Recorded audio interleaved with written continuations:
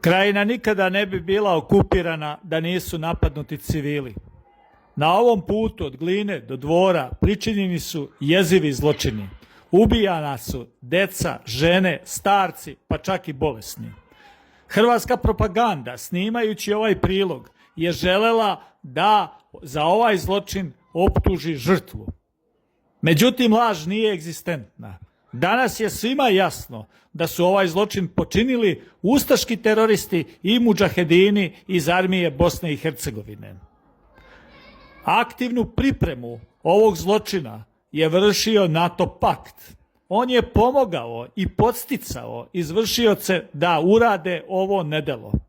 S obzirom da je Krajina bila zaštićena zona Ujedinjenih nacija, neophodno je ovaj zločin procesuirati i poslati jasnu poruku da se ovakvi zločini ne mogu vršiti nekažnjeno.